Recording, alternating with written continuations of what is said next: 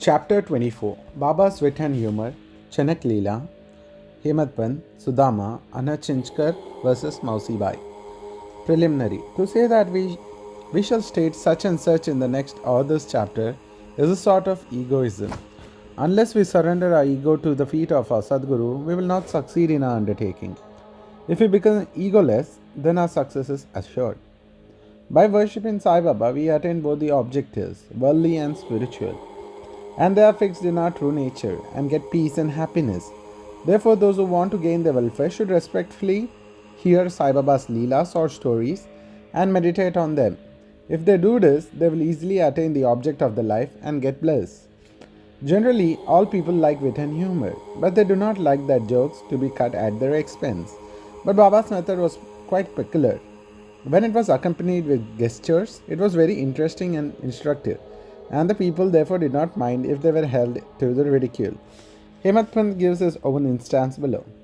Chanak Leela. In Shirdi, the open market was held every Sunday, and people from the neighboring villages came there and erected booths and stalls on the street and sold their wares and commodities. Every noon the masjid was crowded, but on Sunday it was crowded to suffocation. On one such Sunday, Hemadpant sat in front of Baba, shampooing his legs and muttering God's name. Shama was on the Baba's left, Mavan Rao to his right, Sriman Booty and Kakasaheb Dikshit and others were also present. Then Shama laughed and said to Anna Sahib, "See that some grains seem to have stuck on the sleeve of your coat." So saying, he touched the sleeve and found that there were some grains. Hemadpant straightened his left forearm to see what the matter was, when to the surprise of all, some grains of gram came rolling down and were picked up by the people who were sitting there. The incident furnished a matter of joke. Everybody began to wonder, said somebody or other, as to how the grains found their way into the sleeve of the coat and lodged there for so long. Hemadpant also could not guess how they found the entrance and stayed there.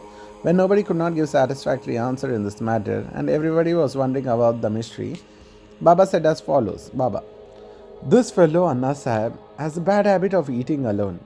Today in the bazaar day and he was chewing grams. I know his habit and these grams are the proof of it. What wonder is there in this matter?" Hemadpant: "Baba, I never know of eating anything alone. Then why do you trust this bad habit on me? I have never yet seen Shirdi Bazaar. I have never been to the bazaar today. Then how could I buy grams and how could I eat them if I had not bought them? I never eat unless I share it with others present there." Baba: "It is true that you give to the person present, but if none nearby, what would you do? Or I do? But do you remember me before eating? Am I not always with you? Then do you offer me anything before you eat?" Model. Let us mark and carefully note that what Baba has taught us by this incident. He has advised that before the senses, mind and intellect enjoy the objects, he should be first remember, and if this has to be done, it is in a way an offering to him. The senses, etc., can never remain without this object. If those objects are first offered to the Guru, the attachment for them will be naturally vanished. In this way, all the vrittis, that is the thoughts regarding desire, anger and avarice, should first be offered and directed to the Guru, and if this practice be followed, the Lord will help you in eradicating all the vrittis. When before enjoying of the sense objects, you think that Baba is close by, the question whether the object is fit to be enjoyed or not will rise. Then the object that is not fit to be enjoyed will be shunned, and in this way our vicious habit or vices will disappear and our character will improve. Then love for the Guru will grow and pure mind will sprout up. When this knowledge grows, the bondage of body consciousness will snap and our intellect will be merged in spirit consciousness. Then we shall get bliss and contentment. There is no difference between Guru or God. He who sees any difference between them sees God nowhere. So leaving aside all the ideas of difference, we should regard Guru and God as same, and if we serve our Guru as we stated above, Lord will be certainly pleased, and purifying our minds, He will give us self-realization. To put the matter in a nutshell, we should not enjoy any object without our senses, without first remembering our Guru. When the mind is trained in this way, we will always be reminded of Baba, and the meditation on Baba will grow apace. The Shagun form of Baba will ever be before our eyes, and that devotion, non-attachment and salvation will be ours. When Baba's form is thus fixed before our mental vision, we forget hunger, thirst and this samsara, and the consciousness of worldly pleasure will disappear and our mind shall attain peace and happiness. Sudama's story. When the above story was being narrated, Hemadpant was reminded of a similar story of Sudama which illustrates the same principle, and therefore it is given below. Sri Krishna and his brother Balram were living with a co-student named Sudama in the ashram of Guru Sandipani. Once Krishna and Balram were sent out to the forest to bring fuel. Then the wife of Sandipani sent Sudama for the same purpose with some grams for the three.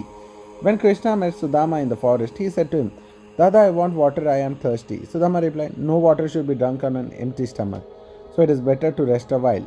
He did not say that he got grams with him and that he should take some. As Krishna was tired, he laid down on the rest of the lap of Sudama and was snoring. Seeing this, Sudama took out grams and began to eat. Then Krishna suddenly asked, Dada, what are you eating? What is that sound? He said, What is there to eat? I am shivering with cold and my teeth are chattering. I can't even repeat distinctly the Vishnu Sahasranam. Hearing this, the omniscient Krishna said, I just had a dream in which I saw a man eating things of others.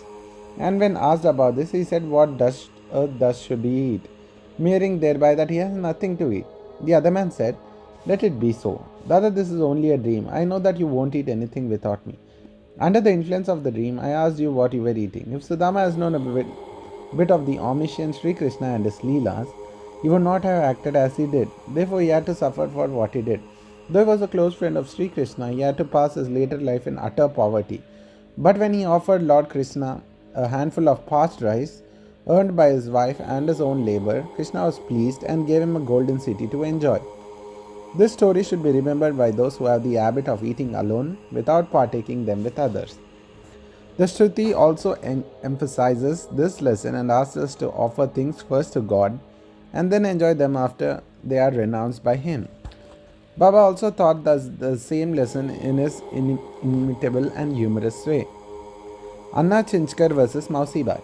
Hemadpant now describes another witty incident in which Baba played a peacemaker. There was one devotee by name Damodar Gyansham Babare, that is, alias Anna Chinchkar. He was very simple, rough and straightforward. He cared for nobody, always spoke plainly and carried all dealings in cash. Though looked outwardly harsh and uncompromising, he was good-natured and guileless. So Baba loved him. One day, like others serving Baba on his own way, this Anna was one afternoon standing prone and shampooing the left arm of Baba, while resting on the khatada, that is a railing. On the right side, one old widow named Venubai Kaujalji, whom Baba called Mother, and all others Mausibai, was serving Baba in her own way. This Mausibai was an elderly woman of pure heart. She clasped the fingers of both her hands around the trunk of Baba and was at the time kneading Baba's abdomen. She did this so forcefully that Baba's back and abdomen became flat and Baba moved from side to side. Anna on the other side was steady, but Mausibai's face moved up and down with her strokes. Once it so happened that the face came very close to Anna's. Being of a wit disposition, she remarked, Oh, this Anna is a lewd fellow. He wants to kiss me. Even being so old with grey hair, he feels no shame in kissing me. These words enraged Anna, and he pulled up his sleeve and said, You say that I am an old bad fellow?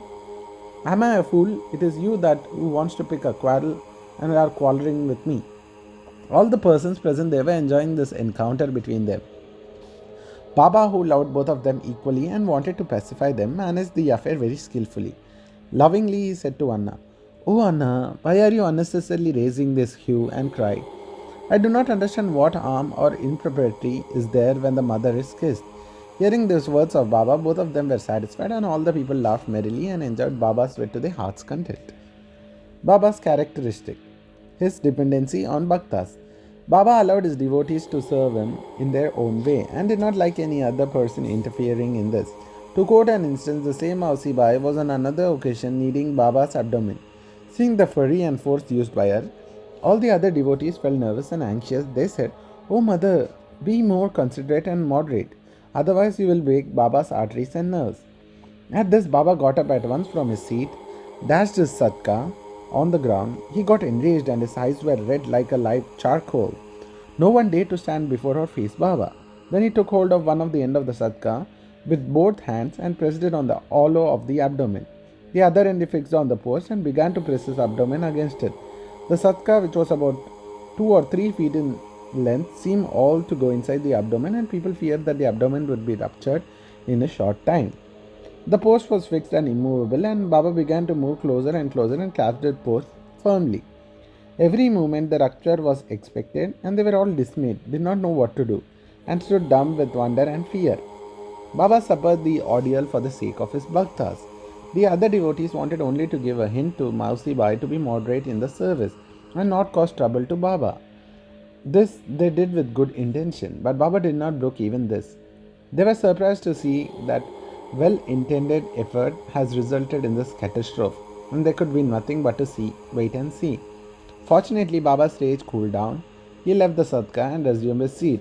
From this time onwards, the devotees took the lesson that they should not meddle with anybody but allow him to serve Baba as they choose, as he was capable to gauge the merits and the worth of the service rendered unto him. Bo to Sri Sai, peace be to all.